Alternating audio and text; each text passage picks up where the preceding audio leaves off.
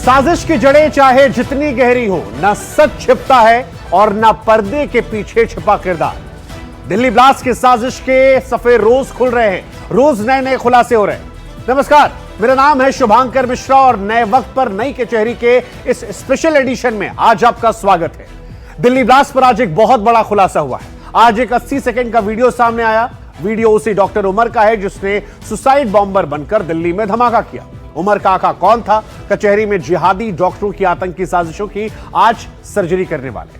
वैसे सर्जरी तो हमास के उस पैटर्न की भी करनी है जिसे कॉपी करके दिल्ली में ड्रोन और रॉकेट अटैक वाली प्लानिंग बनाई गई थी।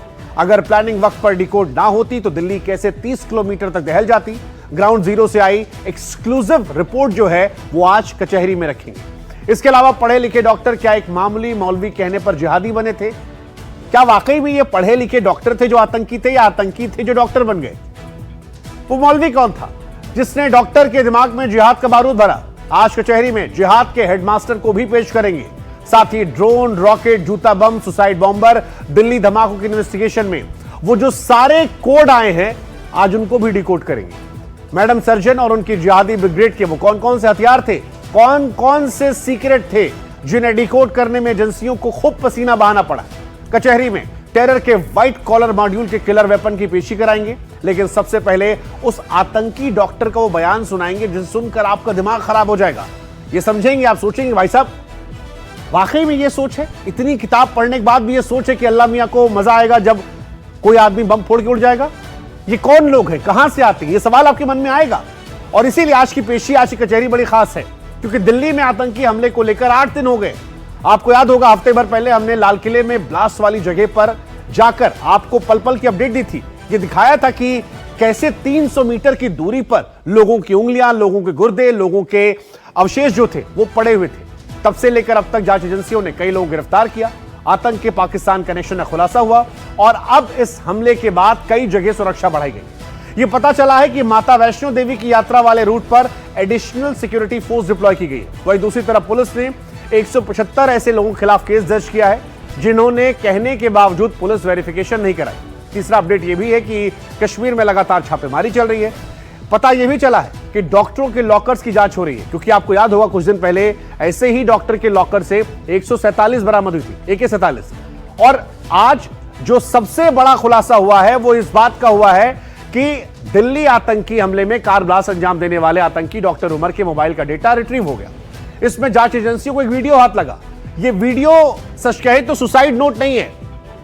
सुसाइड नोट में आप बताते हैं कि भाई साहब मैं क्यों मर रहा हूं। यह वीडियो दरअसल आगे मरने मारने के लिए कि हम तो मर गए लेकिन मरने के बाद और कैसे सुसाइड बॉम्बर बनाएं, यह वीडियो उसका है। यह वीडियो 1 मिनट 20 सेकंड यानी 80 सेकंड के आसपास का है और ऐसा कहा जा रहा है कि यह वीडियो डॉक्टर उमर ने आतंकी हमले से ठीक पहले शूट किया था। इस वीडियो को लेकर तरह तरह की बातें चल रही है। इससे कई शब्द चर्चा में आए हैं जो आप मेरे आसपास स्क्रीन पर देख भी रहे हैं। आपको जानकर हैरानी होगी कि वीडियो उस मोबाइल से मिला है जिसे उमर के भाई ने ठिकाने लगाया था। वीडियो 80 सेकंड का है। वीडियो में आखिर में क्या बोला गया, आतंक के डॉक्टर के बयान पर एक्सपर्ट्स क्या कहते हैं, क्योंकि वीडियो की बॉडी लैंग्वेज देखेंगे तो अंग्रेजी फर्राटेदार है लेकिन हकलाना है। नजर जो है वो आंखों से आंखें नहीं मिलाई जा रही, नजर नीचे है। इस वीडियो में बहुत सारे कट है। बॉडी लैंग्वेज के मायने क्या है? आज यह खबर बहुत महत्वपूर्ण है, बहुत महत्वपूर्ण है क्योंकि एक उमर तो मर गया लेकिन आज इस वीडियो को देखने के बाद यह एहसास हो रहा है कि हमारे आसपास कई उमर है। कोई लाइब्रेरी में बैठा होगा, कोई पढ़ाई कर रहा होगा, कोई यूनिवर्सिटी में होगा, कोई डॉक्टर बना है, कोई इंजीनियर बना है, कोई चैट कर रहा है, लेकिन वो हमारे आसपास है। कितने उम्र है, क्या वो उम्र के बारे में पता लगा पाएंगे और कैसे उम्र के बाद ये वीडियो और परेशान करने वाला। आज पहली पेशी आपको जरूर देखनी चाहिए।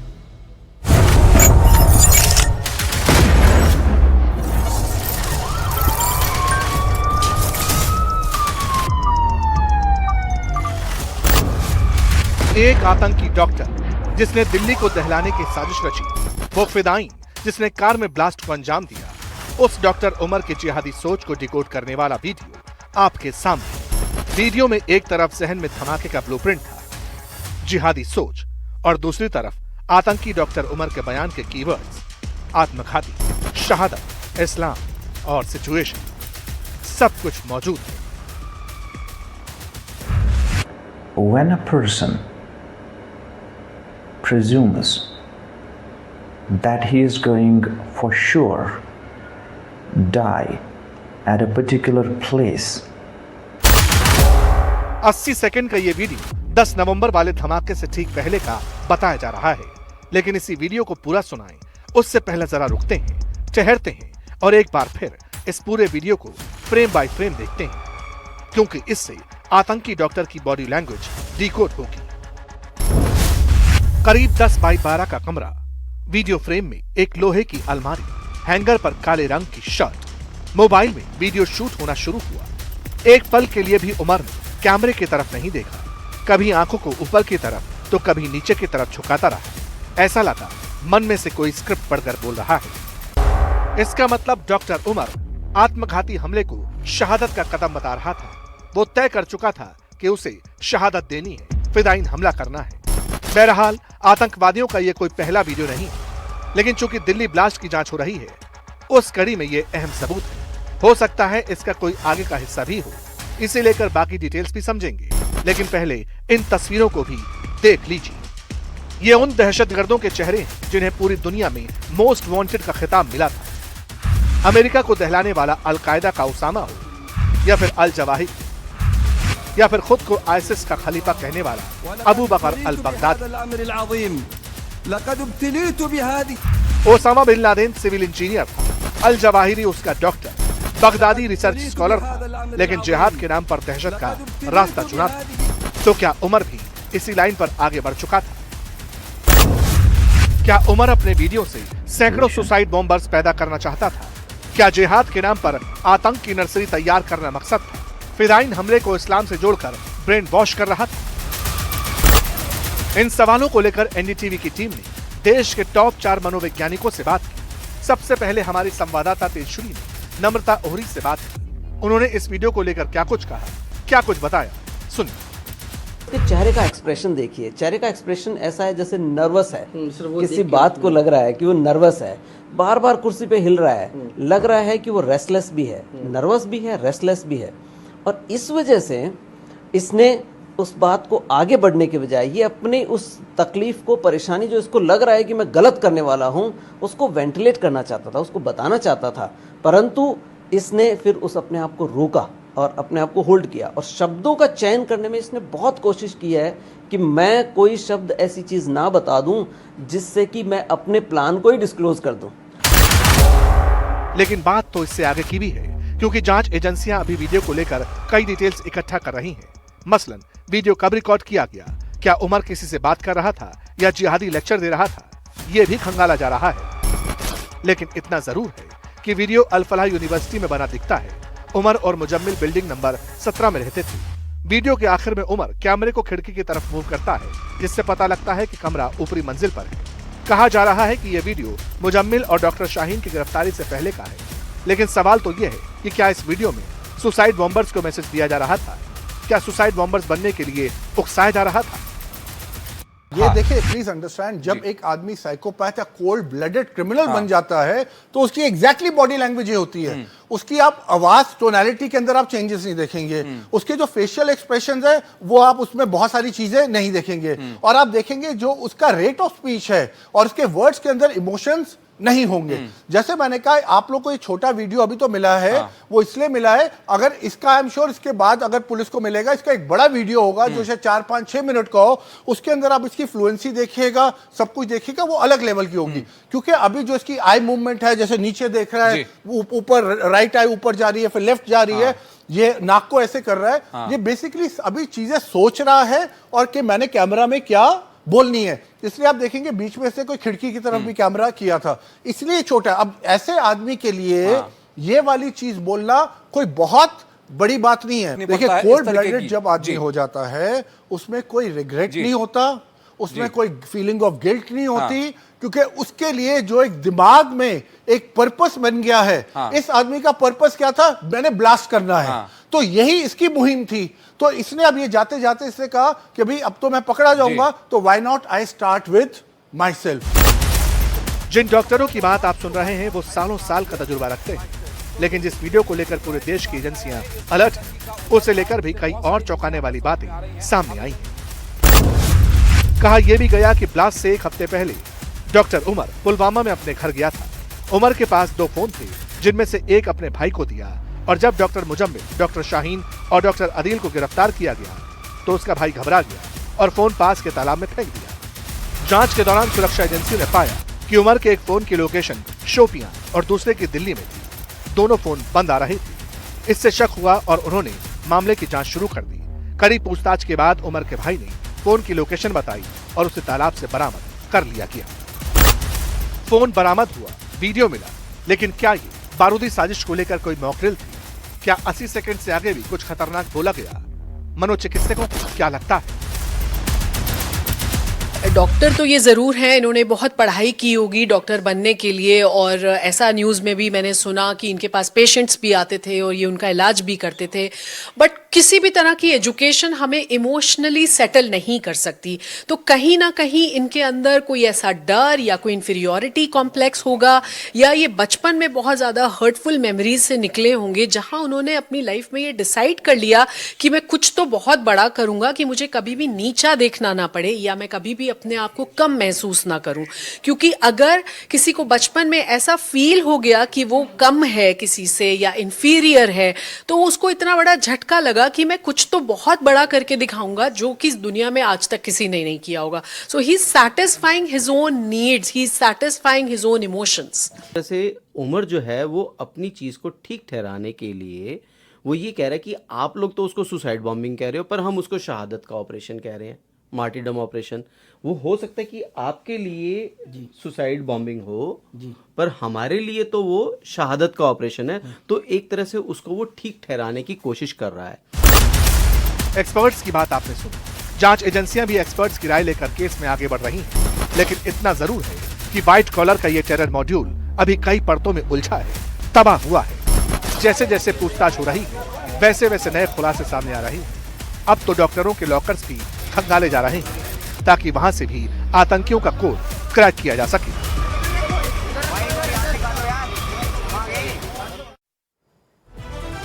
जब जब भारत में आतंकवादी हमला हुआ, तब तब साजिश के तार जो थे वो पाकिस्तान में दिखाई पड़े। कोई भी वारदात आप देख लीजिए, आप कभी जैश का नाम सुनेंगे, कभी लश्कर का नाम सुनेंगे, लेकिन इस बार जो मॉड्यूल सामने आया है वो जैश का था या लश्कर का? सवाल है कि दोनों आतंकी संगठन में फर्क क्या है। तो इसे लेकर हमने कुछ पॉइंटर्स तैयार किए, वो आपको दिखाते हैं कि आतंकवाद के हैंडलर में फर्क क्या है। तो अगर हैंडलर की बात की जाएगी, जैश फिदाई हमलों में एक्सपर्ट है, इस बार जैश का इनाम आया है। सुसाइड बॉम्बर से बड़ी तबाही का मिशन होता है। लश्कर की बात करेंगे तो फोर्स की तरह आतंकवादी वारदात को अंजाम दिया जाता है। सटीक हमलों के लिए दहशतगर्दों की फौज तैयार की जाती है। दूसरा, जैश सालों तक इनके स्लीपर सेल जो हैं वो सक्रिय रहते हैं। यहां पर अगर आप लश्कर की बात करेंगे, ओवरग्राउंड वर्कर्स पर रहकर ये निर्धारित हमले होते हैं और यहां पर ये निकल कर आते हैं। कट्टरपंथी सेंटर की बात की जाए तो जैश बड़ी तादाद में मदरसे में कट्टर तालीम लेते हैं। लश्कर जो है वो चैरिटी के नाम पर आतंकवादी संगठनों खड़ा करते हैं। ये कुछ बड़ी जानकारियां हैं। इसके अलावा जैश के अगर सेंटर की बात करेंगे तो बहावलपुर में उनका सेंटर है। अगर आप लश्कर की बात करेंगे, पैसा देकर आतंकी बनाने का सिस्टम जो है उन्होंने चला रखा है और इसी में उनकी जिंदगी बन रही है, खत्म हो रही है। जैश ऐसे टारगेट चुनते हैं जिससे पैगाम जो है वो दुनिया भर में जाए, मैसेज बढ़ाओ। आपको याद होगा हिंदुस्तान में संसद में हमला हुआ था, वो जैश का काम था। लश्कर की बात है, ऐसा टारगेट चुनते हैं जिससे नुकसान ज्यादा हो, यानी लोगों की मौत जो है वो ज्यादा हो। 26/11 आपको याद होगा, वो लश्कर ने करवाया था। जैश जो है वो धर्म के नाम पर शहादत की तैयारी करवाते हैं। अगर लश्कर की बात की जाए, सोशल फोर्स स्टाइल में, यानी फौज की तरह आतंकवादी संगठन जो है वो यहां बनकर आता है। कुल मिलाकर जैश की बात की जाए तो वो आईएसआई पाक फौज के आदेश पर काम करते हैं। लश्कर जो है वो भी उन्हीं के पाले हुए ही है, क्योंकि पाकिस्तान में अगर है कोई भी और आतंकवादी निकल कर आ रहा है तो वो पॉसिबल ही नहीं है कि आईएसआई से जुड़ा ना हो, तो वो भी वहीं से निकल कर आ रहा है। पाकिस्तान फौज और आईएसआई दोनों को पालती है और वहीं से निकल कर कहानी आती है। दिल्ली ब्लास्ट से रिलेटेड एक जो वीडियो उमर नाम के शख्स ने जारी किया है और जिसमें उसने सुसाइड बॉम्बिंग को इस्लामी पर्सपेक्टिव से जायज़ करार देने की कोशिश की है, ये बिल्कुल ही बेबुनियाद है, क्योंकि मज़हब इस्लाम में सुसाइड बिल्कुल ही कतई तौर पर हराम है। और फिर ये बात बहुत पहले वाज़ेह की जा चुकी है कि मज़हब इस्लाम में किसी भी किसी भी बेकसूर शख्स को मारना या वायलेंस इस तरीके से फैलाना कतई तौर पर भी जायज़ नहीं है। बल्कि अल्लाह ने खुद कुरान में फरमाया है कि अगर किसी भी इंसान ने किसी भी दूसरे इंसान का नाहक कत्ल किया तो वह ऐसा है जैसे कि उसने पूरी इंसानियत का कत्ल कर दिया। तो किसी भी किस्म के टेरर एक्टिविटी, सुसाइड बमिंग का मजहब इस्लाम में कतई तौर पे कोई भी जगह नहीं है। तो इस वजह से जो ये वीडियो जारी किया गया है, ये बेसिकली बिल्कुल ही मजहब इस्लाम के नुक्ते नज़र से बेबुनियाद है। अब देखिए, समझने वाली बात यह है कि अगर कोड क्रैक नहीं होते तो कानून के लंबे हाथ आतंक के डॉक्टरों के गिरबान तक नहीं पहुंचते। दिल्ली ब्लास्ट की जांच जैसे जैसे आगे बढ़ी, नए नए खुलासे हुए। गिरफ्त में आए डॉक्टरों से जब एजेंसियों ने अपने स्टाइल में पूछताछ की तो जिहादी डॉक्टरों की टेरर प्लानिंग की गुत्थी सुलझती गई। दानिश की गिरफ्तारी एजेंसियों के लिए तुरप का पत्ता साबित हुई।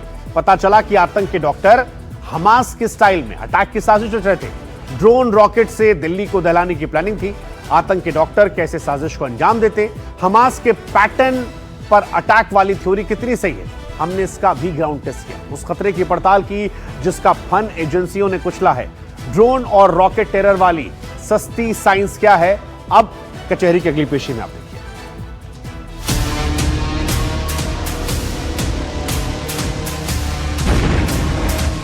आतंक के डॉक्टरों का मॉडर्न ड्रोन वॉरफेयर वाला प्लान कितना घातक था। दिल्ली के सीने को आतंक के ड्रोन और रॉकेट मॉड्यूल की साजिश छूटी तो कितनी तबाही मची। हमास ने ड्रोन अटैक का जो कॉन्सेप्ट दिया, जिहादी डॉक्टरों ने उस पैटर्न को कैसे कॉपी किया, कितने बारूदी ड्रोन रेडी थे। आतंक का एकदम नया और लेटेस्ट मॉड्यूल ड्रोन अटैक, सस्ता, किफायती लेकिन असरदार, इतना विध्वंसक जो किसी शहर की सूरत बिगाड़ दे।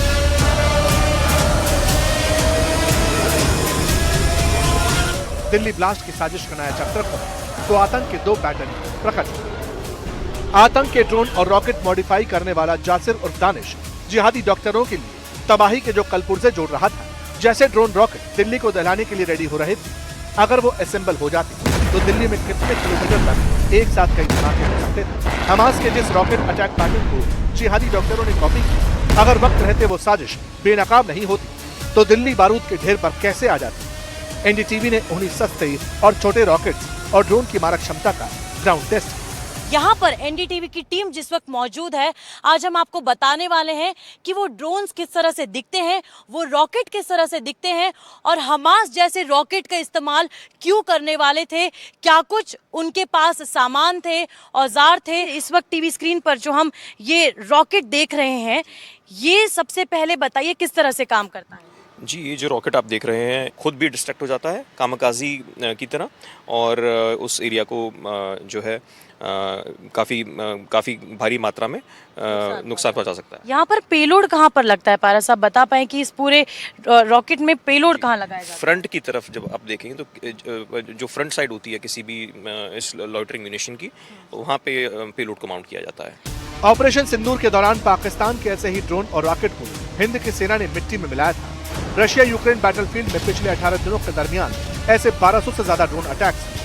सस्ते और असरदार रॉकेट का इस्तेमाल हमास इजराइल पर अक्सर करता आया है। जिहादी डॉक्टरों के लिए दानिश जो रॉकेट बना रहा था, क्या वो भी उतने ही विध्वंसक साबित होते जैसे हमास के रॉकेट? क्या दिल्ली में इन रॉकेट को लॉन्च करना मुमकिन है? एक्सपर्ट्स डेमो के साथ जो सच बताया वो रोंगटे खड़े करने वाला है। रॉकेट्स बनाए जाते हैं या ड्रोन्स को जिसमें एक्सप्लोजिव फिट किया जाता है, इसमें एक्सप्लोजिव की मात्रा भी भारी भरकम फिट की जा सकती है, और इस तरह के ड्रोन्स आप कितने एक साथ इस्तेमाल कर सकते हैं? जब आपके पास में एक लॉन्चर है, उस सिम एक लॉन्चर से आप मल्टीपल तरह के इस तरह के रॉकेट्स को आप लॉन्च कर सकते हैं। मतलब केवल ये लॉन्चर चाहिए आपको और ये आपको मल्टीपल रॉकेट चाहिए जो लॉन्च करेगा इसे? हाँ जी, एक लॉन्चर से आप मल्टीपल तरह के रॉकेट्स को लॉन्च कर सकते हैं, और ये किसी भी चीज़ को देख के उस टारगेट को लॉक करते हुए, भले वो मूविंग टारगेट है या फिर फिक्स टारगेट है, उसको लॉक करके उस टारगेट को फॉलो करके जो है डिस्ट्रैक्ट हो सकता है। क्या इसे लॉक भी करना पड़ता है टारगेट के लिए? मान लीजिए कि इसे 10 किलोमीटर दूर कहीं बिल्डिंग पे गिराना है, तो क्या इसे लॉक करने की ज़रूरत होती है या फिर ये कहीं पर भी जाकर ब्लास्ट हो जाता है? नहीं, इसको पहले किसी भी जो भी आपका सिलेक्टेड टारगेट है उस टारगेट के लिए लॉक करा जाता है और उस टारगेट पे जाके ये ब्लास्ट हो जाता है। एनआईए की पूछताछ में दानिश ने ड्रोन और रॉकेट वाले मॉड्यूल पर कई और चौंकाने वाले खुलासे किए। दानिश न सिर्फ जैश और अंसार गजावत उल हिंद टेरर मॉड्यूल से जुड़ा था, बल्कि ड्रोन और रॉकेट बनाने में एक्सपर्ट। हमास के स्टाइल को कॉपी करता था, फॉलो करता था।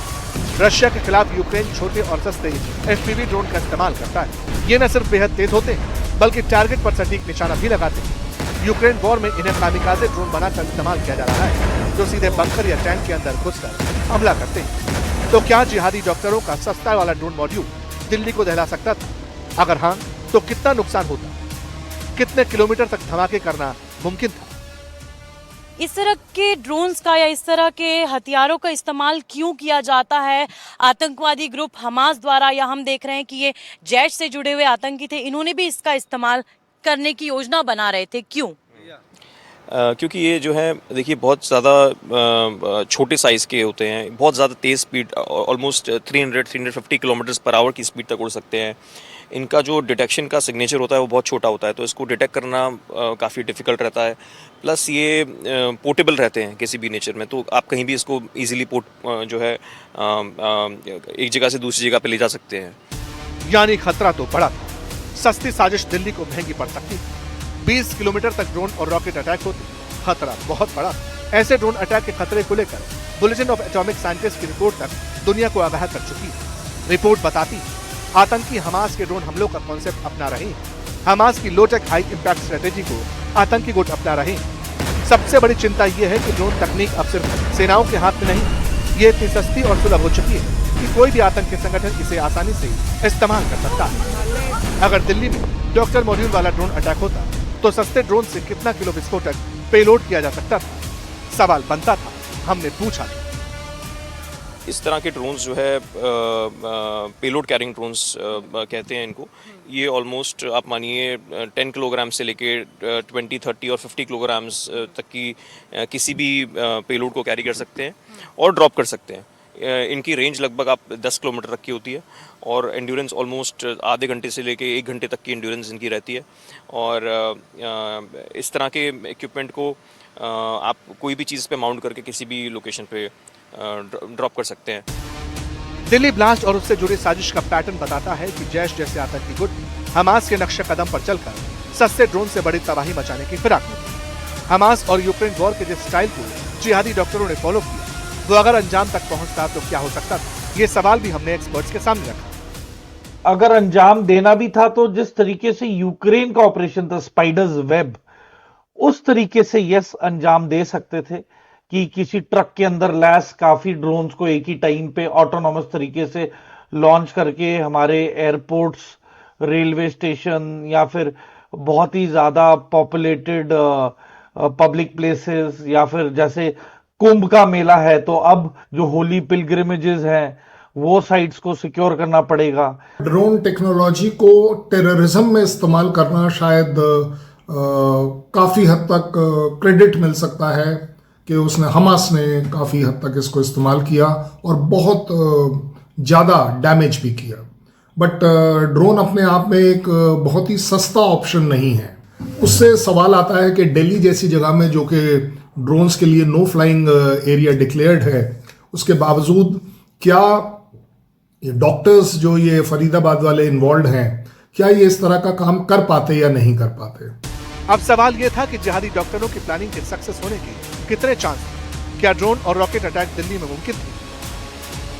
जिस तरह की प्लानिंग ये लोग कर रहे थे, क्या आपको लगता है कि क्या ये किसी एक व्यक्ति का काम हो सकता है? नहीं, डेफिनेटली इसके पीछे एक बहुत बड़ी एक स्पेशलाइज्ड टीम की रिक्वायरमेंट रहती है और उनको एक इस सब्जेक्ट की नोहा होनी चाहिए, नॉलेज होनी चाहिए एंड इतने इजीली भी पार्ट्स अवेलेबल नहीं होते हैं। So definitely a lot of planning, a lot of time is required. इस तरह के ड्रोन्स का इस्तेमाल करके काफ़ी बहुत प्रिसाइजली किसी भी टारगेट को जो है डिस्ट्रक्ट किया जा सकता है। हालांकि हम लोग इस चीज़ को देख के बहुत खुश हैं कि हमारा देश इस तरह के अटैक्स से अपनी सिटीज़ को बचाने के लिए जो काउंटर मेजर्स लगाने चाहिए वो काउंटर मेजर्स के लिए बहुत ज़्यादा सपोर्टिव है। ड्रोन वाली जिहादी साजिश का पैटर्न पुराना है, पड़ोसी मुल्क पाकिस्तान इसमें माहिर। रिपोर्ट बताती है कि इसी साल पाकिस्तान पंजाब सीमा पर 251 ड्रोन ध्वस्त किए गए। 14 नवंबर तक ड्रोन के जरिए पाकिस्तान ने 329 किलोग्राम हेरोइन, 16 किलोग्राम आईसी, 191 हथियार, 12 हथगोले और 10 किलोग्राम से ज्यादा विस्फोटक भी बेचे।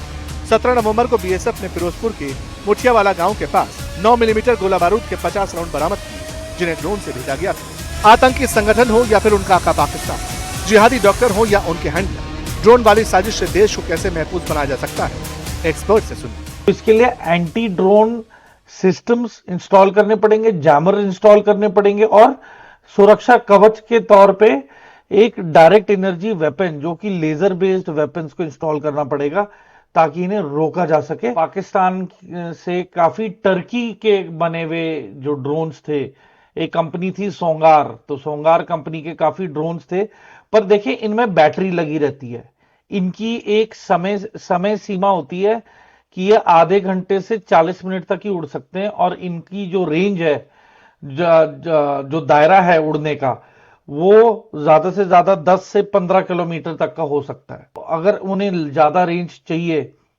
तो वो बेसिकली फ्यूल सेल टेक्नोलॉजी के साथ हाइड्रोजन फ्यूल या फिर आप कहें कि जो कंबशन इंजन है, जो जैसे कि शाहिद ड्रोन है ईरान के, तो वो फ्यूल बेस्ड मोटर्स बना के वो भेज सकते हैं हिंदुस्तान की एयर स्पेस में। एंड ये फिरोजपुर में छोटे ड्रोन्स काफी यूज हो रहे हैं, तो ज्यादा फोकस है एंटी ड्रोन जैमिंग पे, एंटी ड्रोन स्पूफिंग को लेके। दिल्ली धमाके के तार सीमा पार बैठे आकाओं से जुड़े, देश तैयार, सेना तैयार। 88 घंटे में ऑपरेशन सिंदूर का ट्रेलर दुश्मन ने देखा। दिल्ली जैसी साजिशें हों तो भारत पूरी पिक्चर दिखा देती। मूवी शुरू भी नहीं हुई थी, सिर्फ एक ट्रेलर दिखाया गया था और ट्रेलर के बाद 88 घंटे में वो ट्रेलर खत्म हो गया था। तो आगे आने वाले हालात कैसे होंगे, ये इसके बारे में हम पूरी तैयारी करके बैठे हुए हैं और अगर कोई ऐसा हमें मौका देता है पाकिस्तान, तो हम उसको भरपूर एक शिक्षा प्रदान करना चाहेंगे उसको कि कैसे एक जिम्मेवार नेशन को अपने पड़ोसियों से बिहेव करना चाहिए। साफ नया भारत आतंक और उनके आकाओं को मिट्टी में मिलाना जानता है। रही बात दिल्ली धमाके के साजिशकर्ताओं, तो ये नया इंडिया उन्हें कब्र में पहुंचाने की कसम खा चुका है। वैसे एक्शन तो उन पर भी हो रहा है जो भारत में रहकर पाकिस्तान के आतंकी संगठनों के हैंडलर बनकर काम कर रहे थे। सरहद पार से जो ऑर्डर मिलता उसे पूरा करने के लिए नई नई साजिशों का ब्लूप्रिंट तैयार कर रहे थे।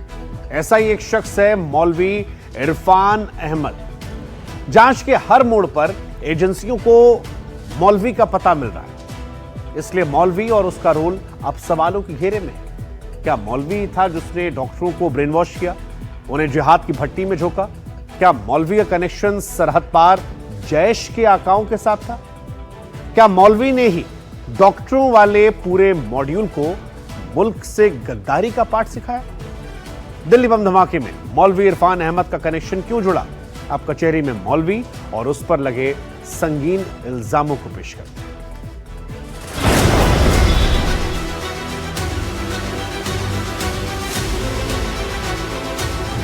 आतंक के डॉक्टरों का मौलाना से क्या कनेक्शन है? मौलाना ने कैसे डॉक्टरों को जिहादी बनाया? क्या मौलाना के कहने पर आत्मघाती बना डॉक्टर उमर? दिल्ली बम धमाकों की जांच को लेकर इस वक्त कई जांच एजेंसियां एक्टिव हैं। दिल्ली से लेकर हरियाणा, यूपी से लेकर कश्मीर तक जांच हो रही है। छापेमारी का दौर जारी है, लेकिन इस सब के बीच जांच की सुई बार बार उस शख्स पर आकर रुक जाती है जिसे आतंकी डॉक्टर की सबसे अहम कड़ी माना जा रहा है। नाम मौलाना इरफान अहमद वाबी। इसकी बात आगे हो, लेकिन सवाल है, क्या धर्म के नाम पर फिदायीन हमले जायज हैं? इस्लाम क्या कहता है? दिल्ली ब्लास्ट में जो विशेष सबसे पहले जो दोषी है डॉक्टर उमर, जैसा कि पता चला है, उसका एक वीडियो वायरल हुआ है और ये उसने इस ब्लास्ट को करने से पहले बनाया है अपने फ्रंट कैमरे से, मोबाइल के। हम खुद उसको सुनकर बहुत हैरत ज़दा हैं कि एक पढ़ा लिखा व्यक्ति यानी एक डॉक्टर, उसकी मानसिकता कहाँ पर जा सकती है। यानी एक डॉक्टर पढ़ा लिखा और उसको कितना उसका ब्रेन वॉश कर दिया गया। हम खुद हैरत ज़दा हैं इस चीज़ को सुनकर। और वो जिस तरह की बातें कर रहा है कि इस्लाम में ये सब चीज़ें जायज़ हैं और मैं जो कर रहा हूँ ये अल्लाह के बीच का सिलसिला है, वो भटका हुआ व्यक्ति है। इस्लाम में ऐसी कोई भी गुंजाइश नहीं है कि कहीं पर भी आतंकवाद की जगह हो। इस्लाम में किसी नाहक किसी व्यक्ति की जान लेने की कतई इजाजत नहीं है और इस्लाम खुद सुसाइड को हराम बताता है। ये वो मौलाना है जिनकी बातों को बेहद गौर से सुना जाता है और इस्लामिक कल्चर में कई जगह फॉलो किया जाता है। देवबंद वैसे ही दुनिया का सबसे बड़ा इस्लामी एजुकेशन सेंटर है, लेकिन सवाल उस कथित मौलवी का है जिसे लेकर जांच एजेंसियों ने खुलासा किया। आपको आतंकी डॉक्टर वाले जैश मॉड्यूल की पूरी पिक्चर समझाते हैं। जांच एजेंसियों की अब तक की जांच में सामने आया है शोपिया का मौलवी इरफान पाकिस्तान के जैश आतंकी उमर बिन खत्ताब और हंजुल्लाह के संपर्क में था। उमर के कहने पर मौलवी इरफान ने जैश के आतंकी सिंडिकेट में डॉक्टरों को शामिल किया। मौलवी इरफान ने सबसे पहले कश्मीर के अस्पताल में डॉक्टर मुजम्मिल को शामिल किया। इसके बाद डॉक्टर मुजम्मिल ने अल फलाह से अपने समान विचारधारा वाले साथियों की भर्ती शुरू की। डॉक्टर मुजम्मिल ने डॉक्टर अदील, डॉक्टर उमर और डॉक्टर शाहीन को शामिल किया। डॉक्टर शाहीन भी पाकिस्तान में जैश की हैंडलर अफीरा बीबी और सादिया अजहर के कांटेक्ट में थी। इस सब के बीच लगातार 10 नवंबर के वीडियो फुटेज जारी हो रही हैं। पता चला है कि कम से कम 1500 सीसीटीवी कैमरों से डॉक्टर उमर का पूरा रूट ट्रेस किया गया, फिर चाहे मयूर विहार का इलाका हो या फिर अरुणा आसफ अली मार्ग। किस तरह से I-20 गाड़ी के साथ में वो अरुणा आसफ अली रोड पर दोपहर 2:35 पर घूम रहा है और न सिर्फ यहाँ घूम रहा है, यहाँ का तो फुटेज हमने चलाया है, लेकिन पूरी दिल्ली में, खासतौर से लुटियन जोन में या सेंट्रल दिल्ली में, नॉर्थ दिल्ली में, नॉर्थ वेस्ट दिल्ली में, साउथ ईस्ट दिल्ली में, दिल्ली के अलग अलग इलाकों में वो पूरे दिन घूमता रहा है और ऐसा लगता है कि शायद वो टारगेट को फिक्स करने की प्लानिंग कर रहा था कि कहां पर ब्लास्ट करना है और फाइनली उसके जो हैंडलर हैं उनकी तरफ से शायद कहा गया होगा कि लाल किले के बाहर ब्लास्ट करना है। लाल किले की पार्किंग में वो 3 घंटे रुका और अब तक की जांच में इस बात का शक है कि लाल किले की पार्किंग में जब वो 3 घंटे रुका तो वहीं पर रुकने के दौरान उसने बॉम्ब को असेंबल किया और फिर जाकर 4 से 5 मिनट बाद उसने लाल किले के बाहर विस्फोट कर दिया। इधर डॉक्टर शाहीन को लेकर भी नई तस्वीर और खुलासे सामने आए। डॉक्टर शाहीन की जिस ब्रीजा कार को एजेंसियों ने कब्जे में लिया वो 25 सितंबर को खरीदी गई थी, वो भी सारी की सारी नगद पेमेंट के साथ। इसी कार के साथ डॉक्टर मुजम्मिल और डॉक्टर शाहीन की नई फोटो सामने आई। हालांकि इससे इतर जब बात आतंकी मॉड्यूल की हुई तो ये जानकारी भी सामने आई है कि डॉक्टर शाहीन ने अपने भाई डॉक्टर परवेज अंसारी को भी आतंकी मॉड्यूल में शामिल किया, जबकि डॉक्टर उमर को मौलवी इरफान ने ही आत्मघाती सिंडिकेट में जोड़ा था, जो खुद पैरामेडिक स्टाफ के तौर पर श्रीनगर में काम कर रहा था। ये जो पूरा मॉड्यूल है इसमें जो उमर मोहम्मद था, डॉक्टर मुजम्मिल है, आदिल है, ये सभी लोग जो है 2022 में टर्की गए थे और टर्की में इनकी मुलाकात एक जैश ए मोहम्मद के हैंडलर से हुई थी और वहीं से ये पूरा जो ग्रुप बना। इसके बाद ये सोशल मीडिया पर अलग अलग ऐप्स पर आपस में बातचीत करते थे, क्या टारगेट है, कैसे पूरी प्लानिंग करना है, इसको लेकर एक डॉक्टरों का जो पूरा एक नेटवर्क है वो बनाया गया। और जो एक इमरान नाम का जो एक मौलवी है कश्मीर का, वो कहा जा रहा है कि उसने इन सबको मोटिवेट किया जिहाद के लिए और अलग अलग ग्रुप बनाए। उसके बाद कई डॉक्टर इस पूरे मॉड्यूल में शामिल हुए। शोपिया के मौलवी इरफान की गिरफ्तारी के बाद से दिल्ली आतंकी हमले की जांच में ये लिंक अब तक एस्टैब्लिश हो चुका है कि आतंकियों का सरहद पार से कनेक्शन था, वो जैश के लिए काम कर रहे थे। लेकिन सवाल है कि इस पूरे मॉड्यूल को लेकर, डॉक्टर उमर की जिहादी सोच को लेकर, फिदाइन हमले को लेकर इस्लाम के जानकार क्या कहते हैं। इस्लाम का साफ साफ नजरिया है कि आतंकवाद ये सरासर नाजायज है और इसका रिश्ता नाता इस्लाम से नहीं है और जो लोग इसमें मुलव्विस हैं जरूर वो मुसलमान हैं, इस्लाम के मानने वाले हैं, मगर ये उनका पर्टिकुलर जाती उनका फैसला है, जाती गलत काम है, उसकी तायीद या उसका समर्थन इस्लाम नहीं करता। मतलब साफ है, जो बांटने का काम करेगा, देश के खिलाफ जाएगा, वो कौम का दुश्मन है, देश का दुश्मन है। बहरहाल जब जांच आगे बढ़ी है तो पता यह भी चला कि एनआईए ने डॉक्टर उमर के एक और साथी को अरेस्ट किया है। आमिर राशिद के बाद दानिश गिरफ्त में आया और फिर नए मॉड्यूल का खुलासा हुआ। आपने ड्रोन्स किसके कहने में बनाए? टेरर मॉड्यूल का खुलासा हुआ, लेकिन बात साजिश के उन हथियारों की भी है जिनकी चर्चा लगातार हो रही है, क्योंकि आतंकवादी डॉक्टरों की टोली एक साथ कई शहरों को टारगेट करने की तैयारियां कर चुकी थी। इसी कड़ी में उनके पास से भारी मात्रा में विस्फोटक बरामद हुआ। बताया तो यह भी जा रहा था कि यह विस्फोटक 1-2 नहीं, कई कार ऐसी है जो अब तक आइडेंटिफाइड हो चुकी है, जिन्हें ब्लास्ट के लिए इस्तेमाल करना था। कोडवर्ड्स का जिक्र था।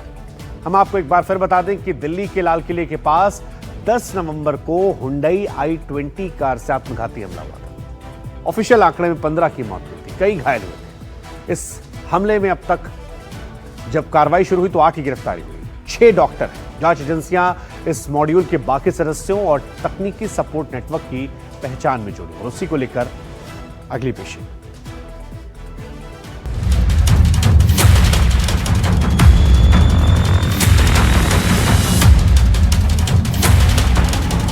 जिन जिहादी डॉक्टरों के जहन में जैश की टेरर चिप फिट थी, जिन जिहादी डॉक्टरों को पाकिस्तान से आतंक का सिग्नल मिल रहा था, जो जिहादी डॉक्टर दिल्ली एनसीआर में चलते फिरते बम बनकर घूम रहे थे, उन डॉक्टरों के वो हथियार कौन से हैं जिनके राज रिकॉर्ड करने में जांच एजेंसियां खूब पसीना बहा रही हैं। जिहादी डॉक्टर का secret weapon number 1 suicide bomber, doctor का सीक्रेट वेपन नंबर 2 शू बॉम्बर, जिहादी डॉक्टर का सीक्रेट वेपन नंबर 3 बारूदी कार, जिहादी डॉक्टर का secret weapon number 4 madam surgeon की कोड वर्ड।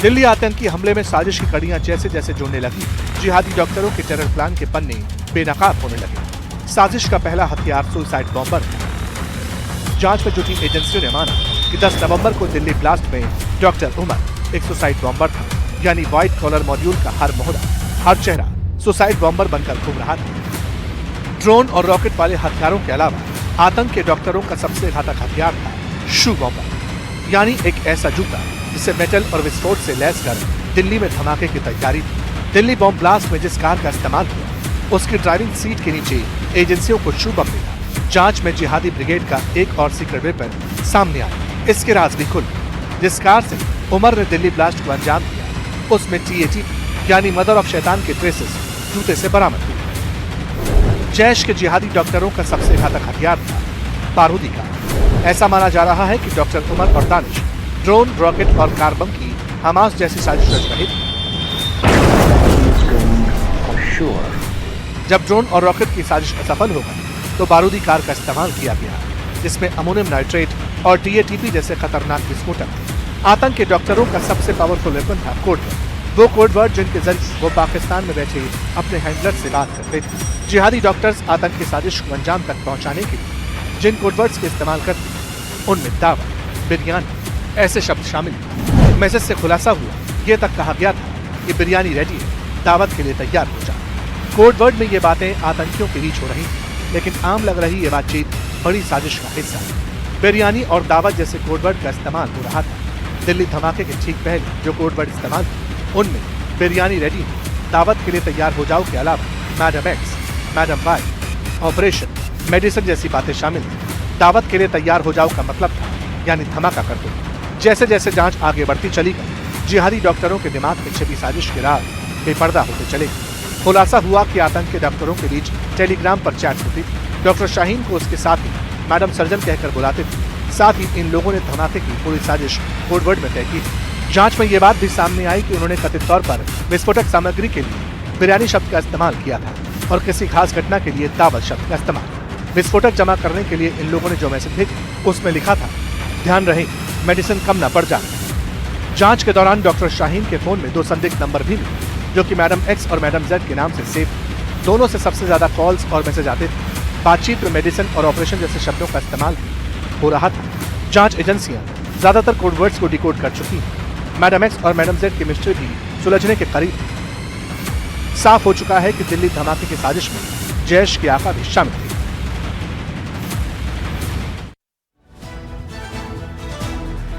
इधर कचहरी में बड़ी खबर आपको बता दें, अल फलाह यूनिवर्सिटी का संस्थापक गिरफ्तार कर लिया गया है।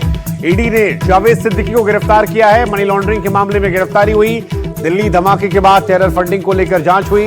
ईडी ने आज अल फलाह यूनिवर्सिटी के कई ठिकानों पर छापेमारी की और इस दौरान 48 लाख रुपए नकद, कई डिजिटल डिवाइस और अहम दस्तावेज जब्त किए हैं। ईडी की जांच में यह भी पता चला कि बड़े पैमाने पर फंड की हेराफेरी हुई और ट्रस्ट पे आने वाला पैसा परिवार की कंपनियों में ट्रांसफर भी किया गया।